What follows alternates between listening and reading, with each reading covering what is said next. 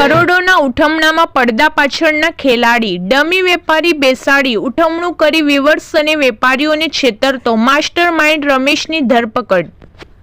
સુરતના રિંગ રોડની કાપડ માર્કેટમાં ડમી વેપારી બેસાડી ઉઠમણું કરી વિવર્સ અને વેપારીઓને છેતરતો કુખ્યાત રમેશ ઉર્ફે સીતારામ ધનજી સોરિયાને પોલીસે ઝડપી પાડ્યો છે।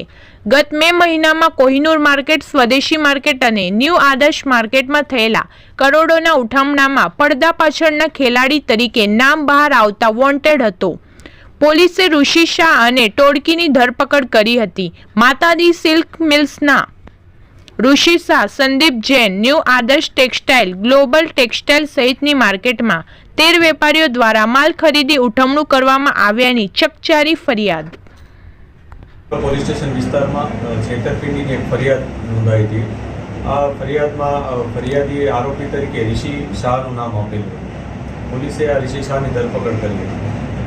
ધરપકડ બાદ ઇન્વેસ્ટિગેશન જ્યારે વધારે ઊંડાણપૂર્વક કરવામાં આવ્યું ત્યારે પોલીસને ખબર પડી કે ઋષિ શાહ એક પૂર્વ આયોજિત કાવતરાના ભાગરૂપે આમાં બેસેલો હતો દુકાન લઈને, અને એને દુકાન અપાવનાર એક રમેશ ધનજીભાઈ ઈશ્વરિયા ઉર્ફે સીતારામ કરીને એક વ્યક્તિ છે, એને દુકાન અપાવડાવી હતી અને એને ફાઇનાન્સ પણ કર્યું હતું। આ પ્રકારની પ્રાથમિક માહિતી પોલીસને મળી।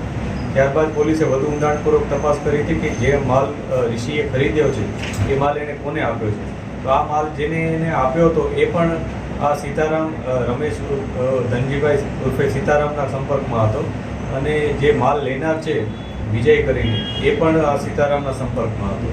તેથી પોલીસને કન્ફર્મ થયું હતું કે આ જે સમગ્ર ઘટના છે એમાં મુખ્ય સૂત્રધાર તરીકે રમેશ ધનજીભાઈ સીતારામ છે, અને એને કારણે પોલીસે જે બીજી ઇન્ફોર્મેશન મળી અને જે પુરાવા મળ્યા એના આધારે આની ધરપકડ કરી છે। ધરપકડ બાદ અમે અન્ય પણ ઇન્વેસ્ટિગેશન અત્યારે કરી રહ્યા છીએ કે આ વ્યક્તિ અન્ય કયા કયા ગુનાઓમાં સામેલ છે। આ ઉપરાંત અન્ય જે પણ વિક્ટીમ હોય એનો પણ અમે સંપર્ક કરી રહ્યા છીએ કે ભાઈ આ પ્રકારની ઇમોશનના ભોગ બનેલા હોય એવા કોઈ પણ વ્યક્તિ પોલીસ પાસે આવે અને ફરિયાદ નોંધાવે।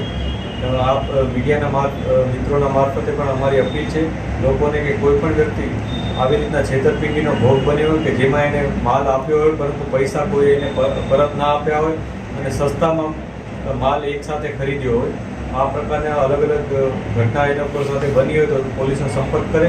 અમે તત્કાલ એના પર કાર્યવાહી કરીશું। જે પણ પુરાવા મળશે એના આધારે અમે જેન્યુઇનલી જે પણ કાયદેસરની કાર્યવાહી કરવાની થતી હોય એ કરીશું।